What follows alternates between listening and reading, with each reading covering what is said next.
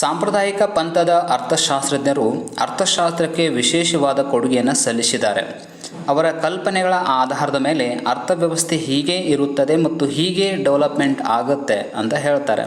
ಆದ್ರೆ ಅವರ ಒಂದು ಕಲ್ಪನೆಗಳು ಅವಾಸ್ತವಿಕ ಅಂಥೇಳಿ ಜೇಮ್ ಕೀನ್ಸ್ ಅವರು ಏನು ಮಾಡ್ತಾರೆ ಅಂದರೆ ಅವರ ಸಿದ್ಧಾಂತಗಳನ್ನು ಟೀಕಿಸ್ತಾರೆ. ಹಾಗಾಗಿ ಇದು ಸಾಮಾನ್ಯವಾಗಿ ನಮಗೆ ಗೊತ್ತಿರುವಂಥದ್ದು. ಜೇಮ್ ಕೀನ್ಸ್ ಅವರು ಸಮಗ್ರ ಅರ್ಥಶಾಸ್ತ್ರಕ್ಕೆ ಮಹತ್ವದ ಕೊಡುಗೆಯನ್ನು ಸಲ್ಲಿಸಿದ್ದಾರೆ. ಸೊ ಹಾಗಾಗಿ ಅವರ ಒಂದು ವಿಶೇಷವಾದ ತತ್ವಗಳ ಮತ್ತು ಸಿದ್ಧಾಂತಗಳ ಆಧಾರದ ಮೇಲೆ ಆರ್ಥಿಕ ಅಭಿವೃದ್ಧಿಯನ್ನು ಹೇಗೆ ಸಾಧಿಸಬಹುದು ಅನ್ನೋದನ್ನು ನಾವು ಅರ್ಥ ಮಾಡ್ಕೊಳ್ತೀವಿ. ಆದರೆ ಇಲ್ಲಿ ಈ ಸಾಂಪ್ರದಾಯಿಕ ಚಿಂತನೆಗಳಿಗೆ ನಾವು ಟೀಕೆಗಳನ್ನ ಹೇಗೆ ಮಾಡ್ತೀವಿ ಅನ್ನೋದನ್ನು ಸ್ವಲ್ಪ ಗಮನಿಸೋಣ. ಹಾಗಾದ್ರೆ ಇವರು ಸಾಂಪ್ರದಾಯಿಕ ಪಂಥದ ಅರ್ಥಶಾಸ್ತ್ರಜ್ಞರು ಏನು ಮಾಡಿದ್ದಾರೆ ಅಂತಂದ್ರೆ, ಈ ಮಿತಿಮೀರಿದ ಉತ್ಪಾದನಾ ಸಾಧ್ಯತೆ ಆಗತ್ತೆ ಅನ್ನೋದು ಈ ಆಧುನಿಕ ವಿಚಾರಕ್ಕೆ ಸಂಬಂಧಪಟ್ಟಿರುವಂಥದ್ದು. ಆದರೆ ಸಾಂಪ್ರದಾಯಿಕ ಪಂಥದ ಚಿಂತಕರು ಏನು ಹೇಳ್ತಾರೆ, ಮಿತಿಮೀರಿದ ಉತ್ಪಾದನೆ ಸಾಧ್ಯನೇ ಆಗೋದಿಲ್ಲ, ಆರ್ಥಿಕತೆಯಲ್ಲಿ ಮಿತಿಮೀರಿದ ಉತ್ಪಾದನೆ ಸಾಧ್ಯವೇ ಇಲ್ಲ ಅಂತ ಹೇಳ್ತಾರೆ ಇವರು.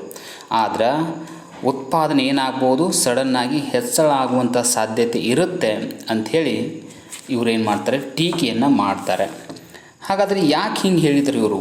ಮಿತಿಮೀರಿದ ಉತ್ಪಾದನೆ ಆಗೋದಿಲ್ಲ ಅಂತ ಯಾಕೆ ಹೇಳ್ತಾರೆ ಅಂತಂದ್ರೆ, ಒಂದು ವೇಳೆ ಮಿತಿಮೀರಿದ ಉತ್ಪಾದನೆ ಆತಂದ್ರೆ ಪೂರ್ಣೋದ್ಯೋಗ ಸಾಧ್ಯ ಆಗೋದಿಲ್ಲ ಅನ್ನೋದು ಈ ಒಂದು ಸಾಂಪ್ರದಾಯಿಕ ಪಂಥದ ಸಿದ್ಧಾಂತದ ಒಂದು ಕಲ್ಪನೆಯಾಗಿತ್ತು. ಸೊ ಅದನ್ನು ಟೀಕೆ ಮಾಡೋದು ಯಾವ ರೀತಿ ಅಂತಂದ್ರೆ, ಮಿತಿಮೀರಿದ ಉತ್ಪಾದನೆ ಸಾಧ್ಯ ಆಗಬಹುದು ಅನ್ನೋದು ಟೀಕೆ. ಎರಡನೇದು, ಕೂಲಿಯ ಕಡಿತ ನೀತಿಯು ಅವಾಸ್ತವಿಕವಾದದ್ದು. ಎಸ್ ನೋಡಿ, ಈ ಸಾಂಪ್ರದಾಯಿಕ ಪಂಥ ಚಿಂತಕರು ಏನು ಹೇಳ್ತಾರೆ, ಒಂದು ವೇಳೆ ನಿರುದ್ಯೋಗ ಸಂಭವಿಸಿದರೆ ಅವಾಗ ಏನು ಮಾಡೋದು, ಕೂಲಿಯನ್ನು ಕಡಿಮೆ ಮಾಡಿಬಿಡೋದು. ಕೂಲಿಯನ್ನು ಕಡಿಮೆ ಮಾಡಿದರೆ ನಾವು ಹೆಚ್ಚು ಜನರಿಗೆ ಉದ್ಯೋಗ ಅವಕಾಶಗಳನ್ನ ಕೊಡಲಿಕ್ಕೆ ಸಾಧ್ಯ ಆಗುತ್ತೆ. ಏಕೆಂದರೆ ಉತ್ಪಾದನಾ ವೆಚ್ಚ ಕಡಿಮೆ ಆಗುತ್ತೆ. ಇದರಿಂದ ಉದ್ಯಮ ಘಟಕಗಳು ಹೆಚ್ಚು ಜನರನ್ನು ನೇಮಕ ಮಾಡಿಕೊಳ್ತವೆ ಅಂತೇಳಿ ಹೇಳ್ತಾರೆ ಈ ಒಂದು ಸಾಂಪ್ರದಾಯಿಕ ಪಂಥದ ಚಿಂತಕರು. ಆದರೆ ಇವರು ಎದ್ರ ಬಗ್ಗೆ ಹೇಳೋದಿಲ್ಲ ಅಂದ್ರೆ, ಈ ಕಾರ್ಮಿಕರ ಒಂದು ಕಲ್ಯಾಣದ ಬಗ್ಗೆ ಹೇಳೋದೇ ಇಲ್ಲ. ಯಾಕಂದ್ರೆ ಪೇಮೆಂಟ್ ಅಥವಾ ವೇತನ ಕಡಿಮೆ ಆತಂದ್ರೆ ಕಾರ್ಮಿಕರು ತಮ್ಮ ಜೀವನವನ್ನು ನಡೆಸಲಿಕ್ಕೆ ಸಾಧ್ಯ ಆಗೋದಿಲ್ಲ. ಅದ್ರ ಬಗ್ಗೆ ಇವರು ಹೇಳೋದಿಲ್ಲ. ಹಾಗಾಗಿ ಇದೊಂದು ಈ ವೇತನದ ಕಡಿತ ನೀತಿಯು ಅವಾಸ್ತವಿಕವಾದದ್ದು ಅಂಥೇಳಿ ಆಧುನಿಕ ಅರ್ಥಶಾಸ್ತ್ರಜ್ಞರು ವಿಶೇಷವಾಗಿ ಟೀಕೆ ಮಾಡ್ತಾರೆ. ನೆಕ್ಸ್ಟು, ಉಳಿತಾಯ ಮತ್ತು ಹೂಡಿಕೆ ನಡುವೆ ಅಸಮತೋಲನದ ಸಾಧ್ಯತೆ. ಎಸ್, ಸಾಂಪ್ರದಾಯಿಕ ಪಂಥ ಚಿಂತಕರು ಏನು ಹೇಳ್ತಾರೆ, ಉಳಿತಾಯ ಮತ್ತು ಹೂಡಿಕೆ ನಡುವೆ ಯಾವಾಗಲೂ ಸಮ ಇರಬೇಕು, ಅಂದಾಗ ಮಾತ್ರ ಆರ್ಥಿಕತೆಯ ಸಮತೋಲನದಲ್ಲಿ ಅಭಿವೃದ್ಧಿ ಸಾಧಿಸುತ್ತೆ ಅಂತ ಹೇಳ್ತಾರೆ. ಬಟ್ ವಾಸ್ತವದಲ್ಲಿ ಇವೆರಡೂ ಕೂಡ ಏನಾಗಿರೋದಿಲ್ಲ, ಆಲ್ಮೋಸ್ಟ್ ಸಮ ಇರಲಿಕ್ಕೆ ಸಾಧ್ಯ ಇಲ್ಲ. ಆಲ್ಮೋಸ್ಟ್ ಇದು ವೇರಿಯೇಷನ್ ಆಗೇ ಆಗುತ್ತೆ. ಸೊ ಹಾಗಾಗಿ ಇದು ಕೂಡ ಒಂದು ಟೀಕೆ ಅಂತ ಹೇಳ್ಬೋದು. ಸಾಂಪ್ರದಾಯ ಪಂಥದ ಚಿಂತಕರ ಟೀಕೆ, ಅವರ ಚಿಂತನೆಗಳಿಗೆ ಮಾಡಿರುವಂಥ ಟೀಕೆಗಳು ಇವೆಲ್ಲ. ಇನ್ನು ಪರಿಪೂರ್ಣ ಪೈಪೋಟಿಯ ಅಸ್ತಿತ್ವ. ಪರಿಪೂರ್ಣ ಪೈಪೋಟಿ ಅಸ್ತಿತ್ವ ಇರುತ್ತಂತ ಹೇಳ್ತಾರೆ ಇವರು, ಯಾರು ಸಾಂಪ್ರದಾಯಿಕ ಪಂಥ ಚಿಂತಕರು. ಬಟ್ ವಾಸ್ತವದಲ್ಲಿ ಅಪರಿಪೂರ್ಣ ಪೈಪೋಟಿಯ ಏನು ಅಸ್ತಿತ್ವನ ಇರುವಂಥದ್ದು. ಸೊ ಇದನ್ನು ಅವರು ನೆಗ್ಲೆಕ್ಟ್ ಮಾಡ್ತಾರೆ. ಇನ್ನು ಅಪೂರ್ಣೋದ್ಯೋಗ ಸಮತೋಲನ ಇರುತ್ತೆ ಅಂದರೆ ಅರೆ ನಿರುದ್ಯೋಗ ಇರುತ್ತೆ. ಪೂರ್ತಿ ಈಗ 100 ಜನ ಕೆಲಸ ಮಾಡಲು ಸಿದ್ಧರಿದ್ದು ಅವರಲ್ಲಿ ಬಹಳ ಒಂದು 50 ಜನಕ್ಕಷ್ಟೇ ಉದ್ಯೋಗ ಸಿಗುತ್ತೆ, ಇನ್ನು 50 ಜನಕ್ಕೆ ಉದ್ಯೋಗ ಸಿಗೋದಿಲ್ಲ. ಇದು 50 ಜನದ್ದು ನಿರುದ್ಯೋಗ. ಇದು ಯಾವತ್ತೂ ಕೂಡ ಕಂಡು ಬರುವಂಥದ್ದು. ಎಲ್ಲರಿಗೂ ಕೂಡ ಉದ್ಯೋಗ ಕೊಡೋಕ್ಕಾಗೋದಿಲ್ಲ ಅನ್ನೋದು ಏನು ಅಂತಂದ್ರೆ ಅಪೂರ್ಣೋದ್ಯೋಗ. ಇನ್ನು ನೈಜ ಕೂಲಿ ಅಸಂಗತ ಕಲ್ಪನೆ. ನೈಜ ಕೂಲಿ ಬಗ್ಗೆ ಹೇಳಿದವರು ಯಾರು ಅಂತಂದ್ರೆ ಸಾಂಪ್ರದಾಯಿಕ ಪಂಥದ ಚಿಂತಕರು. ಹಾಗಾಗಿ ಹಣರೂಪಿ ಮತ್ತು ನೈಜ ಕೂಲಿಯನ್ನು ವ್ಯತ್ಯಾಸ ಮಾಡಿದ್ದಾರೆ. ಇದು ಅಸಂಗತ ಕಲ್ಪನೆ ಅಂಥೇಳಿ ಅದಕ್ಕೇನು ಮಾಡ್ತಾರೆ, ಟೀಕೆಯನ್ನು ಮಾಡ್ತಾರೆ. ಇನ್ನು ಸರ್ಕಾರದ ತಟಸ್ಥ ನೀತಿಯ ಅಸಂಗತ ಕಲ್ಪನೆ, ಇದು ಕೂಡ ರಾಂಗ್ ಅಂತಲೇ ಹೇಳ್ತಾರೆ. ಸಾಂಪ್ರದಾಯಿಕ ಪಂಥ ಚಿಂತಕರು ಏನು ಹೇಳ್ತಾರೆ, ಸರ್ಕಾರ ಮಧ್ಯಪ್ರವೇಶ ಮಾಡೋ ಹಾಗಿಲ್ಲ, ಅಂದಾಗ ಮಾತ್ರ ದೇಶದ ಅಭಿವೃದ್ಧಿ ಆಗುತ್ತೆ ಅಂತ ಹೇಳ್ತಾರೆ ಇವರು. ಆರ್ಥಿಕ ಚಟುವಟಿಕೆಗಳು ಸುಗಮವಾಗಿ ಸಾಗ್ತಾವಂತ ಹೇಳ್ತಾರೆ. ಸರ್ಕಾರದ ಒಂದು ಮಹತ್ವವನ್ನು ಇಲ್ಲಿ ಅವರು ಏನು ಮಾಡ್ತಾರೆ, ಕಡೆಗಣಿಸ್ತಾರೆ ಅಂತ ಅರ್ಥ. ಆದರೆ ವಾಸ್ತವದಲ್ಲಿ ಸರ್ಕಾರದ ಒಂದು ನೀತಿ ಅವಶ್ಯಕ, ಸರ್ಕಾರದ ಪಾತ್ರ ಕೂಡ ಅವಶ್ಯಕ ಆಗತ್ತೆ. ಇನ್ನು ಸ್ವಯಂ ಹೊಂದಾಣಿಕೆ ಅಸಾಧ್ಯವಾದದ್ದು. ಎಸ್, ಸ್ವಯಂ ಹೊಂದಾಣಿಕೆ ಅಂದರೆ ಅರ್ಥ ಏನು, ಮಾರುಕಟ್ಟೆಯಲ್ಲಿ JB ಸೇ ಅವರು ಹೇಳುವಂತೆ ಪೂರೈಕೆಯು ತನ್ನ ಬೇಡಿಕೆಯನ್ನು ತಾನೇ ಸೃಷ್ಟಿಸಿಕೊಳ್ಳುತ್ತದೆ.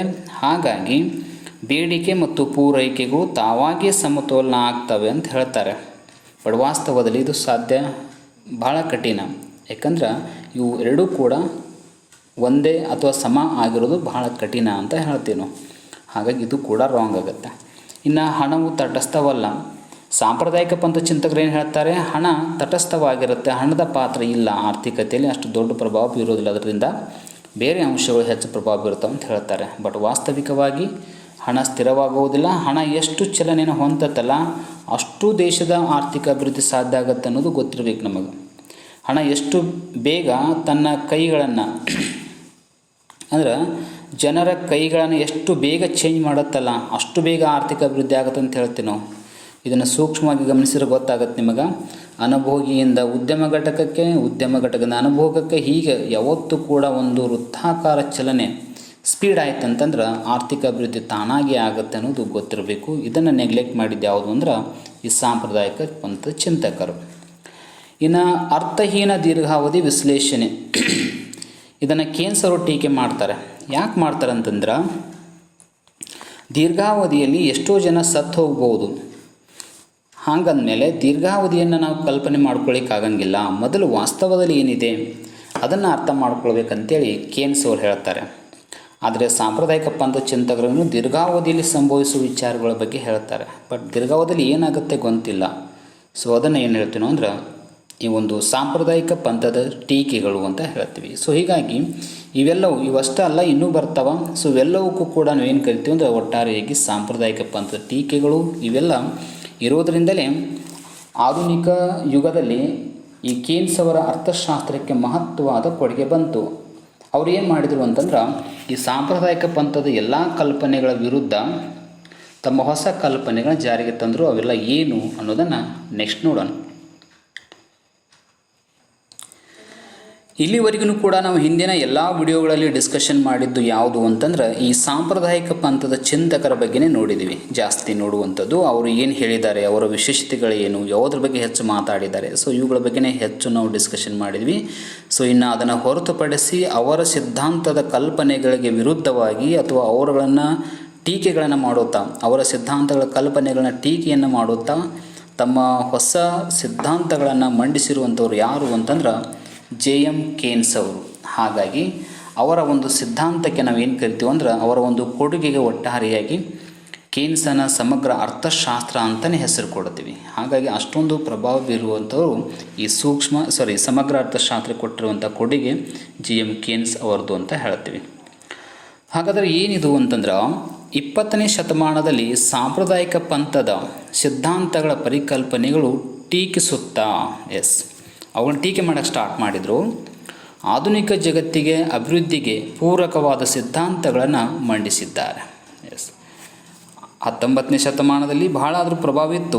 ಆದರೆ 20ನೇ ಶತಮಾನದಲ್ಲಿ ಅವುಗಳಿಗೆ ಹೆಚ್ಚು ಬೆಲೆ ಸಿಗಲಿಲ್ಲ ಸಾಂಪ್ರದಾಯ ಪಂಥದ ಚಿಂತಕರಿಗೆ. ಕೇನ್ಸನ ಸಿದ್ಧಾಂತ ಬಹಳ ಮಹತ್ವವನ್ನು ಪಡ್ಕೊಳ್ತು. ಹಾಗಾಗಿ ಇವರ ಸಿದ್ಧಾಂತ ದ ಜನರಲ್ ಥಿಯರಿ ಗ್ರಂಥವನ್ನು ಬರೆಯುವ ಮೂಲಕ ಸಮಗ್ರ ಅರ್ಥಶಾಸ್ತ್ರಕ್ಕೆ ಮಹತ್ವದ ಕೊಡುಗೆಯನ್ನು ಸಲ್ಲಿಸಿದ್ದಾರೆ. The general theory of employment and ಮನಿ ಅಂತೇಳಿ ಬರುತ್ತೆ. ಸೊ ಅದಕ್ಕೆ ಸಂಬಂಧಪಟ್ಟಂಗೆ ಏನು ಮಾಡ್ತಾರೆ ಅಂತಾರೆ, ಹೊಸ ಒಂದು ಯುಗವನ್ನು ಸ್ಟಾರ್ಟ್ ಮಾಡ್ತಾರೆ ಅಂತ ಹೇಳ್ಬೋದು. ಯಾಕಂದರೆ ಇದರಿಂದಲೇ ಎಷ್ಟೋ ಸುಧಾರಣೆಗಳು ಜಗತ್ತಿನಲ್ಲಿ ಆಗಿವೆ. ನಿಮ್ಮ ಸಿಲೆಬಸ್ಸಲ್ಲಿರುವಂಥ ಥರ್ಡ್ ಪಾಯಿಂಟ್ ಯಾವುದು ಅಂದರೆ ಕನ್ಸಂಪ್ಷನ್ ಫಂಕ್ಷನ್ ಅಂತೇಳಿ. ಓಕೆನಾ? ಸೊ ಹಾಗಾದ್ರೆ ಇದಕ್ಕೆ ಸಂಬಂಧಪಟ್ಟಂಗೆ ಕ್ವಶನ್ ಕೇಳ್ತಿರ್ತಾರೆ. ಅಲ್ಲಿ ಏನು ಮಾಡ್ಬೋದು, ಈ ಫಾರ್ಮುಲಾ ಕೇಳ್ಬೋದು. ಓಕೆನಾ? ಹಾಗಾದರೆ ಆದಾಯ ಮತ್ತು ಅನುಭೋಗದ ನಡುವಿನ ಕ್ರಿಯಾ ಅವಲಂಬಿ ಸಂಬಂಧವನ್ನು ಅನುಭೋಗದ ಬಿಂಬಕ ಅಂತ ಕರಿತೀವಿ. ಹಾಗಾದರೆ C=F(y) ಅಂತ ಕರಿತೀವಿ ನಾವು. ನಂತರ ಈ ಅನುಭೋಗ ಅನ್ನೋದು ಆದಾಯದ ಮೇಲೆ ಡಿಪೆಂಡ್ ಆಗಿದೆ. C ಅಂದರೆ ಅನುಭೋಗ, Y ಅಂದರೆ ಆದಾಯ. ಹಾಗಾಗಿ ಆದಾಯ ಹೆಚ್ಚಳವಾದಂತೆ ಅನುಭೋಗದಲ್ಲಿ ಎಷ್ಟು ಹೆಚ್ಚಳ ಆಗುತ್ತೆ ಅಂತ ಹೇಳಿಕೊಡೋದು ಯಾವುದು ಅಂತಂದ್ರೆ ಅನುಭೋಗದ ಬಿಂಬಕ. ಇದು ಬಹಳ ಮಹತ್ವ ಪಡ್ಕೊಂಡಿರುವಂಥದ್ದು ಅರ್ಥಶಾಸ್ತ್ರ ವಿಷಯದಲ್ಲಿ.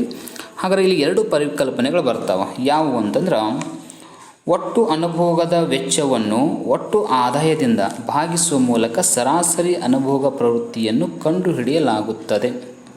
ಅನುಭೋಗ ಬಿಂಬಕ ಅಂದರೂ ಒಂದೇ, ಅನುಭೋಗ ಪ್ರವೃತ್ತಿ ಅಂದರೂ ಒಂದೇ. ಕನ್ಸಂಪ್ಷನ್ ಫಂಕ್ಷನ್ ಅಂತ ಕರಿತೀವಿ ಇದಕ್ಕೆ ನಾವು. ಹಾಗಾದರೆ ಹೆಂಗೆ ಕಂಡುಹಿಡಿತೀವಿ ಅಂದ್ರೆ APC average propensity to consumption ಅಂತ = C ಡಿವೈಡ್ ಬೈ Y ಅಂತೇಳಿ, ಅಂದ್ರೆ ಅನುಭೋಗ ಡಿವೈಡ್ ಬೈ Y ಆದಾಯ ಅಂತ ಮಾಡೋದು. ಅವಾಗ ಏನು ಸಿಗುತ್ತಂದ್ರೆ APC average propensity to consumption, ಸರಾಸರಿ ಅನುಭೋಗ ಪ್ರವೃತ್ತಿ ಅಂತ ಕರಿತೀವಿ. ಸೊ ಈ ರೀತಿಯಾಗಿ ಡಿವೈಡ್ ಮಾಡ್ತೀವಿ. ನಿಮ್ಮ ಕ್ವಶನ್ ಹೆಂಗೆ ಕೇಳ್ಬೋದು, ಅನುಭೋಗದ ಪ್ರಮಾಣ 10 ಇದೆ, ಆದಾಯದ ಪ್ರಮಾಣ 5 ಇದೆ, ಹಾಗಾದ್ರೆ ಸರಾಸರಿ ಅನುಭೋಗ ಪ್ರವೃತ್ತಿ ಎಷ್ಟು ಅಂತ ಕ್ವಶನ್ ಕೇಳಿಬಿಡ್ಬೋದು. ಆವಾಗ ನಾವು ಇದಕ್ಕೆ ಆನ್ಸರ್ ಮಾಡಬೇಕಾದ್ರೆ ಏನು ಗೊತ್ತಿರಬೇಕು, ಸೂತ್ರ ಗೊತ್ತಿರಬೇಕು. ಸೂತ್ರ ಗೊತ್ತಿದ್ದಾಗ ಸಡನ್ನಾಗಿ ಏನು ಮಾಡ್ಬೋದು, ನಾವು ಡಿವೈಡೆಡ್ ಬೈ 5 ಮಾಡೋದು. 10 ಡಿವೈಡ್ ಬೈ 5 ಮಾಡೋದು, ಅವಾಗೇನು ಸಿಗುತ್ತೆ ಆನ್ಸರ್ 2 ಸಿಗುತ್ತೆ. ಸೊ ಹಾಗಾಗಿ ನಮಗೆ ಆನ್ಸರ್ ಸಡನ್ನಾಗಿ ಗೊತ್ತಾಗ್ಬಿಡುತ್ತೆ. ಬಟ್ ನಮಗೆ ಈ ಫಾರ್ಮುಲಾ ನೆನಪಿರಲಿಲ್ಲ ಅಂದರೆ ಅದಕ್ಕೆ ನಾವು ಆನ್ಸರ್ ಮಾಡಲಿಕ್ಕೆ ಸಾಧ್ಯ ಇಲ್ಲ. ಸೊ ಇದನ್ನು ನೆನಪಿಟ್ಕೊಳ್ಬೇಕು. ಇನ್ನು ಆದಾಯದಲ್ಲಿ ಏರಿಕೆಯೊಡನೆ ಅನುಭೋಗದಲ್ಲಾಗುವ ಏರಿಕೆಯ ಪ್ರಮಾಣವನ್ನು ಸೀಮಾಂತ ಅನುಭೋಗ ಪ್ರವೃತ್ತಿ ಅಂತ ಸೂಚಿಸ್ತೀವಿ. ಹಾಗಾದ್ರೆ ಏನಿರ್ಬೋದು ಅಂತಂದ್ರೆ ಇದ್ರ ಸೂತ್ರ ಹೀಗಿದೆ ನೋಡಿ, MPC marginal propensity to consumption ಅಂತ ಅರ್ಥ. Delta C divide by delta Y ಅಂತ ಕರಿತೀವಿ. ಡೆಲ್ಟಾ C ಅಂದ್ರೆ ಅನುಭೋಗದಲ್ಲಾದ ಬದಲಾವಣೆ, ಡೆಲ್ಟಾ Y ಅಂದ್ರೆ ಆದಾಯದಲ್ಲಾದ ಬದಲಾವಣೆ. ಹಾಗಾದ್ರೆ ಈಗ ಉದಾಹರಣೆಗೆ ಆದಾಯದಲ್ಲಿ 10 ರೂಪಾಯಿಯಿಂದ ಎಷ್ಟು ಹೆಚ್ಚಾಗಿದೆ, ಉದಾಹರಣೆಗೆ 15 ರೂಪಾಯಿ ಆಗಿದೆ. ಎಸ್, ಇಷ್ಟು ಹೆಚ್ಚಾಗೈತೆ ಅಂದ್ರೆ ಅನುಭೋಗದಲ್ಲಿ ಏನಾಗಿದೆ ಅಂದ್ರೆ 15 ಇದ್ದದ್ದು ಏನಾಗಿದೆ, ಈಗ ಇದು 30ಕ್ಕೆ ಹೆಚ್ಚಾಗಿದೆ ಅಂತ ತಿಳ್ಕೊಳ್ಳಿ. ಹಾಗಾಗಿ ಡಿವೈಡ್ ಬೈ 15 ಮಾಡಿದ್ರೆ ಎಷ್ಟಾಗುತ್ತೆ ಆನ್ಸರ್ 2 ಬರುತ್ತೆ. ಸೊ ಹಾಗಾಗಿ ಈ ರೀತಿಯಾಗಿ ಏನು ಮಾಡಬೇಕಾಗತ್ತೆ, MPC ಅನ್ನು ಕಂಡುಹಿಡಿಯಬೇಕಾಗತ್ತೆ. ಕ್ವಶನ್ ಹೆಂಗೆ ಬೇಕಂಗೆ ಕೊಡ್ಬೋದು, ಅದನ್ನು ಅರ್ಥ ಮಾಡ್ಕೊಂಡು ಆನ್ಸರ್ ಮಾಡೋದೇ ಟೆಕ್ನಿಕ್ ಇರುವಂಥದ್ದು ಇಲ್ಲಿ. ಸೊ ಇದನ್ನು ಅರ್ಥ ಮಾಡ್ಕೊಳ್ಬೇಕು ನಾವು. ಅನುಭೋಗದ ಬಿಂಬಕ ಅಂದರೆ ಏನು ಮತ್ತು ಅದನ್ನು ಹೆಂಗೆ ಸರಾಸರಿ ಮತ್ತು ಸೀಮಾಂತ ಅನುಭೋಗ ಪ್ರವೃತ್ತಿಯನ್ನು ಹೆಂಗೆ ಕಂಡುಹಿಡಿತೀವಿ ಅನ್ನೋದು, ಇದ್ರ ಬಗ್ಗೆ ಕ್ವಶನ್ ಕೇಳ್ತಾರೆ. ಯಾಕಂದರೆ ಅದು ಸಪ್ರೇಟ್ ಪಾಯಿಂಟ್ ಇದೆ, ಇದು ಕನ್ಸಂಪ್ಷನ್ ಫಂಕ್ಷನ್ ಸಂಬಂಧಪಟ್ಟಂಗೆ. ಇಲ್ಲಿ ನೆಕ್ಸ್ಟ್ ಇರುವಂಥದ್ದು ಸೇಮ್, ಇದು ಕೂಡ ಈ ಅನುಭೋಗ ಪ್ರವೃತ್ತಿ ಏನಿದೆ ಅದೇ ರೀತಿ ಈ ಸೇವಿಂಗ್ ಫಂಕ್ಷನ್ ಅಂತೇಳಿ ಅಂದರೆ ಉಳಿತಾಯ ಪ್ರವೃತ್ತಿ ಅಥವಾ ಬಿಂಬಕ ಅಂತ ಕರಿತೀವಿ. ಇದನ್ನು ಸೇಮ್ ಒಂದು ಟೆಕ್ನಿಕ್, ಇಲ್ಲಿ ಭಾಳ ಚೇಂಜಸ್ ಏನೂ ಇಲ್ಲ. ಆದರೆ ಒಂದೇ ವಿಚಾರ ಏನಪ್ಪ, ಸೇವಿಂಗ್ ಅಂದರೆ ಏನು, ಉಳಿತಾಯ ಅಂದರೆ ಉದಾಹರಣೆ ಆದಾಯದಲ್ಲಿ ಏನು ಮಾಡೋದು, ಉದಾಹರಣೆ 10,000 ಆದಾಯ ಇದೆ, 8,000 ಅನುಭೋಗ ಆಗಿದೆ, ಹಾಗಾಗಿ 2,000 ಏನು ಉಳಿಯುತ್ತೆ, ಇದಕ್ಕೆ ನಾವು ಉಳಿತಾಯ ಅಂತ ಕರಿತೀವಿ. ಅದನ್ನು ಹೆಂಗೆ ಕಂಡುಹಿಡಿತೀವಿ ಅಂತಂದ್ರೆ ಒಟ್ಟು ಆದಾಯದಲ್ಲಿ ಅನುಭೋಗ ವೆಚ್ಚವನ್ನು ಕಳೆಯುವ ಮೂಲಕ ಉಳಿತಾಯವನ್ನು ಕಂಡುಹಿಡಿತೀವಿ. ಸೂತ್ರ ಇಲ್ಲಿದೆ. S ಅಂದರೆ ಉಳಿತಾಯ, Y ಅಂದರೆ ಆದಾಯ, -C ಅಂದರೆ ಅನುಭೋಗ. ಆದಾಯದಲ್ಲಿ ಅನುಭೋಗ ವೆಚ್ಚವನ್ನು ಕಳೆದ ನಂತರ ಉಳಿಯೋದೇ S ಅಂತೇಳಿ. ಇಲ್ಲಿ 2 ಬರ್ತಾವ. ಒಟ್ಟು ಉಳಿತಾಯವನ್ನು ಒಟ್ಟು ಆದಾಯದಿಂದ ಭಾಗಿಸುವ ಮೂಲಕ ಸರಾಸರಿ ಉಳಿತಾಯ ಪ್ರವೃತ್ತಿಯನ್ನು ಕಂಡುಹಿಡಿಯಲಾಗುತ್ತದೆ. ಎಸ್, ಇಲ್ಲಿ ನೆನಪಿಟ್ಕೊಳ್ಬೇಕು, APS average propensity to savings ಅಂತೇಳಿ = S ಡಿವೈಡ್ ಬೈ Y ಅಂತ ಮಾಡ್ಕೊಳ್ಬೇಕು. ಓಕೆನಾ. ಸೇಮ್ ಅಲ್ಲಿ C ಇತ್ತು ಅನುಭೋಗ ಪ್ರವೃತ್ತಿಯಲ್ಲಿ, ಇಲ್ಲಿ C ಬದಲು S ಹಚ್ಚಿದ್ದೀವಿ ಅಷ್ಟೇ, ಮುಳುಕಿದೇನು ಚೇಂಜ್ ಆಗಿಲ್ಲ ಫಾರ್ಮುಲಾದಲ್ಲಿ. ನೆಕ್ಸ್ಟು ಇರುವಂಥದ್ದು ಸೀಮಾಂತ ಉಳಿತಾಯ ಪ್ರವೃತ್ತಿ ಅಂತೇಳಿ. ಆದಾಯದಲ್ಲಿ ಏರಿಕೆಯೊಡನೆ ಉಳಿತಾಯದಲ್ಲಾಗುವ ಏರಿಕೆಯನ್ನು ಸೀಮಾಂತ ಉಳಿತಾಯ ಪ್ರವೃತ್ತಿ ಅಂತ ಕರಿತೀವಿ. ಓಕೆನಾ. ಇದನ್ನು MPS = A delta S divide by delta Y ಅಂತೇಳಿ ಇಷ್ಟು ನಾವು ನೆನಪಿಟ್ರೆ ಸಾಕು. ನಮಗೆ ಅಲ್ಲಿ ಕ್ವಶನ್ ಹೆಂಗೆ ರೇಸ್ ಮಾಡಿದ್ರು ಕೂಡ ಇದಕ್ಕೆ ನಾವು ಅಪ್ಲೈಡ್ ಕ್ವಶನ್ಗೆ ಆನ್ಸರ್ ಮಾಡಲಿಕ್ಕೆ ಸಾಧ್ಯ ಆಗುತ್ತೆ. ಸೊ ಫಾರ್ಮುಲಾ ಕೇಳ್ತಿರ್ತಾರೆ, ಉಳಿತಾಯ ಪ್ರವೃತ್ತಿ ಅಂದರೆ ಏನು, ಆದಾಯದ ಪ್ರವೃತ್ತಿ ಏನು, ಅನುಭವ ಪ್ರವೃತ್ತಿ ಅಂದರೆ ಏನು, ಅದರ ಒಂದು ಸೂತ್ರ. ಓಕೆನಾ. ಇದು ಕೇಳುವಂಥ ಸಾಮಾನ್ಯವಾಗಿ ಕೇಳ್ತಿರ್ತಾರೆ. ಮತ್ತು ಹೂಡಿಕೆ ಬಿಂಬಕದ ಸೂತ್ರ ಯಾವುದು ಮತ್ತು ಅದನ್ನು ಹೆಂಗೆ ಕಂಡುಹಿಡಿಯಲಾಗುತ್ತೆ. ಸೊ ಕ್ವಶನ್ ಕೇಳ್ತಿರ್ತಾರೆ, ತಳಗೆ ಆಪ್ಷನ್ ಕೊಡೋದು ಏನಿದೆ ಡಿಪೆಂಡ್ ಆಗಿ ನಮಗೆ ಅಲ್ಲಿ ಅರ್ಥ ಮಾಡ್ಕೊಳ್ಬೇಕು. ಕ್ವಶನ್ ಅಲ್ಲೇನು ಎಕ್ಸಾಮ್ ಹಾಲಲ್ಲಿ ಕುಂತ್ಕೊಂಡು ಏನು ಕ್ವಶನ್ ಅರ್ಥ ಮಾಡ್ಕೊಳ್ತೀವಲ್ಲ, ಅರ್ಥ ಮಾಡ್ಕೊಂಡು ಏನು ನಾವು ಆನ್ಸರ್ ಮಾಡ್ತೀವಲ್ಲ, ಅದೇ ಮೇನ್ ಇಂಪಾರ್ಟೆಂಟ್. ಅದನ್ನು ಹೊರತುಪಡಿಸಿದರೆ ಮತ್ತೆ ಯಾವುದೇ ರೀತಿಯಾದ ಏನು ನಿಮ್ಮ ನಾಲೆಜ್ ಓಕೆ, ನೀವೆಲ್ಲ ಓದ್ತಾ ಇರ್ತೀರಿ, ಅದು ಓಕೆ, ಬಟ್ ಅಲ್ಲಿ ಆ ಕ್ವಶನ್ ಸರಿಯಾಗಿ ಅರ್ಥ ಆಗಬೇಕು ಮತ್ತು ಅಪ್ಲೈಡ್ ಹೆಂಗೆ ಮಾಡಿದಾರೆ ಅನ್ನೋದು ನಮ್ಗೆ ಗೊತ್ತಾಗಬೇಕು. ಆವಾಗ ನಾವು ಆನ್ಸರ್ ಮಾಡಲಿಕ್ಕೆ ಈಸಿ ಆಗತ್ತೆ. ಸೊ ಇನ್ನು ನೆಕ್ಸ್ಟ್ ಏನು ಪಾರ್ಟ್ ಇದೆ, ಸೊ ಇದನ್ನು ಅದನ್ನು ನೆಕ್ಸ್ಟ್ ವೀಡಿಯೋದಲ್ಲಿ ಕಂಟಿನ್ಯೂ ಮಾಡ್ತೀವಿ.